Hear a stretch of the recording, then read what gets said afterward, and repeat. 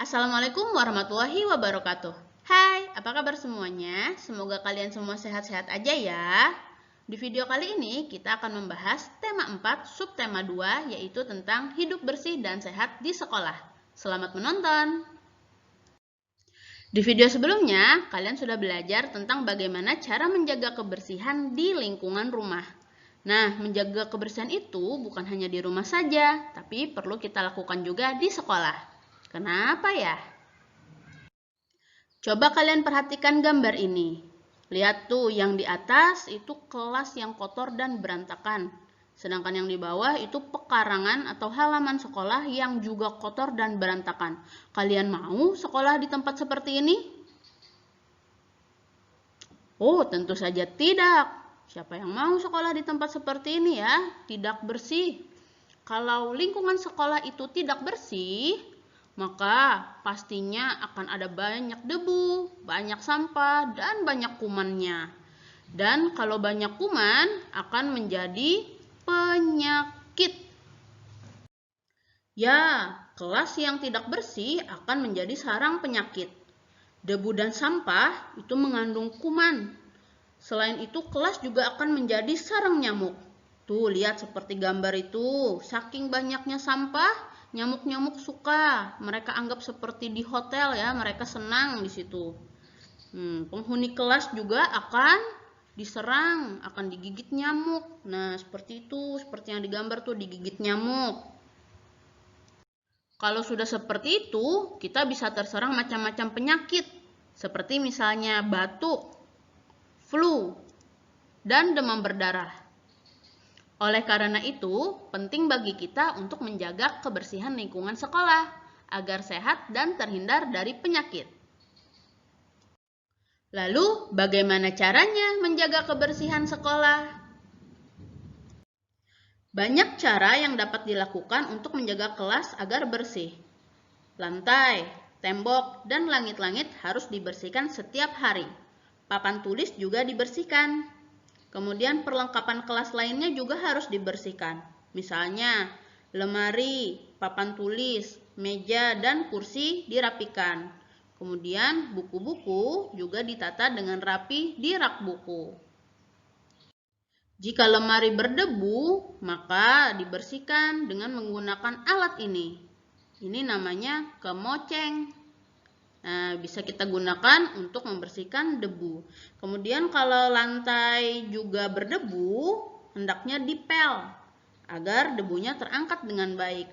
Kalau mau mengepel lantai, kita bisa menggunakan ember. Ini ember yang diisi dengan air. Kemudian juga memakai alat ini namanya alat pel. Nah, dengan memakai alat pel itu kita bisa membersihkan lantai. Kemudian supaya kelasnya lebih cantik, lebih indah, bisa kita taruh vas bunga. Pekarangan sekolah juga harus kita jaga kebersihannya. Kalau ada sampah, kita buang di tempatnya dan dipilah-pilah sesuai jenisnya. Seperti kemarin pada video sebelumnya sudah Miss beritahu ya, ada sampah organik ya dan ada sampah anorganik. Jadi dipilah-pilah sampahnya sesuai jenisnya.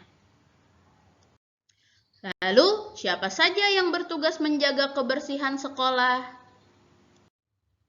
Tentu saja semua warga sekolah, baik kepala sekolah, guru, maupun murid, semua punya tanggung jawab untuk menjaga kebersihan sekolah. Dan akan lebih baik lagi kalau semua itu dilakukan dengan gotong royong dan bekerja sama. Karena kebersamaan bisa menciptakan persatuan. Ada banyak cara menjaga kebersamaan dan persatuan di sekolah. Misalnya dengan cara gotong royong dan menjaga kebersihan bersama. Kemudian juga dengan cara saling berbagi dengan teman. Kemudian bisa juga saling menghormati walaupun berbeda suku dan agama. Kemudian juga berdiskusi dan kerja kelompok. Dan bisa juga dengan saling tolong-menolong tanpa membeda-bedakan teman. Waktunya kuis. Salah satu cara menjaga kebersihan lingkungan sekolah yaitu Apakah A.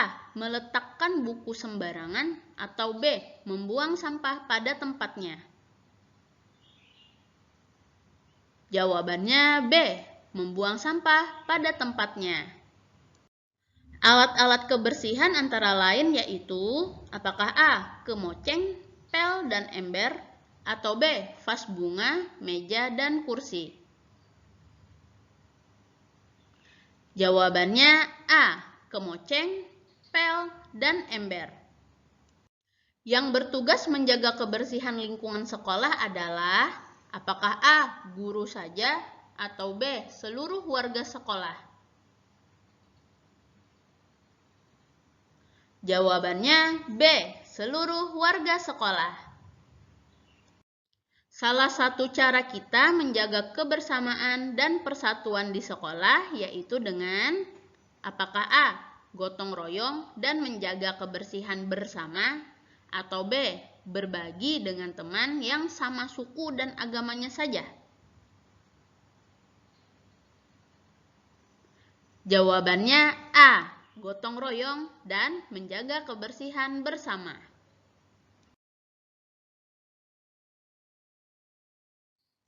Mantap!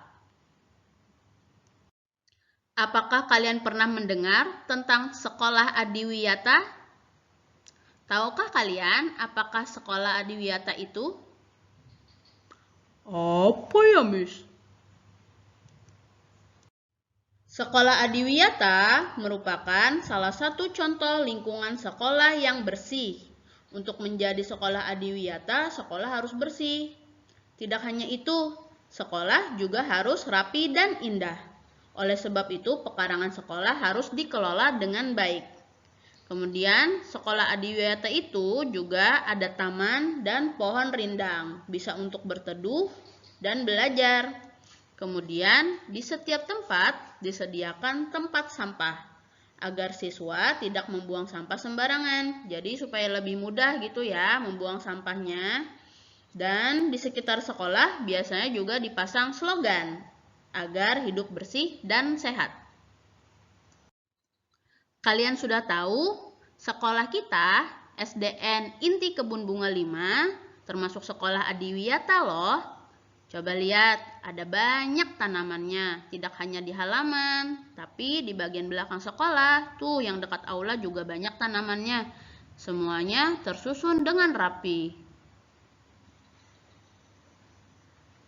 Nih, tersusun rapi ya. Terus kita juga punya tempat pembibitan tanaman. Nah, itu greenhouse, tempat pembibitan tanaman.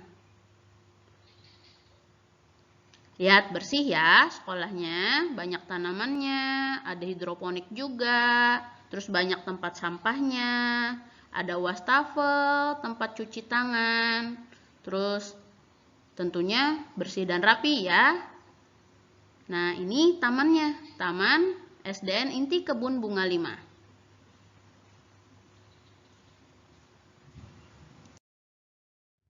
Karena itu, SDN Inti Kebun Bunga 5 banyak mendapat penghargaan. Nih, lihat ya, ini penghargaan adiwiyata, baik di tingkat kota ataupun provinsi.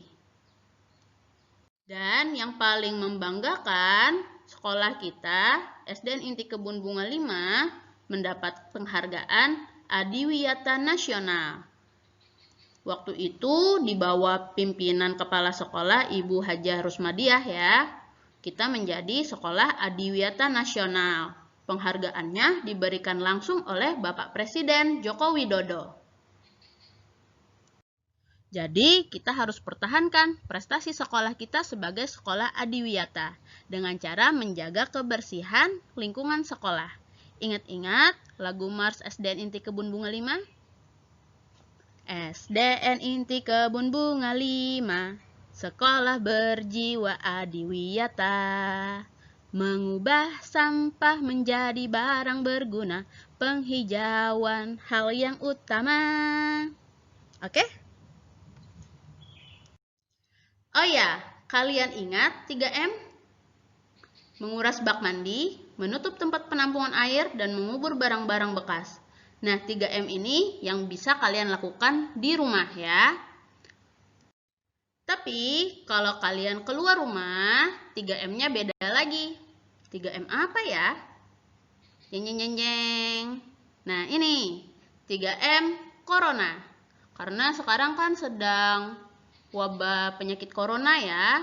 Jadi ada 3M-nya juga untuk corona. Yang pertama yaitu mencuci tangan dengan menggunakan sabun dan air. Kemudian yang kedua, memakai masker. Dan yang ketiga, menjaga jarak minimal 2 meter. Dengar-dengar, nanti kita akan masuk sekolah lagi katanya. Ya, jadi untuk masuk sekolah itu tentunya ada protokol-protokol yang harus kita ikuti. Protokol itu aturan-aturan gitu ya. Selain mencuci tangan, memakai masker, dan menjaga jarak tadi, kalau kalian ke sekolah juga nanti akan dicek dulu suhu tubuhnya. Lihat seperti di gambar.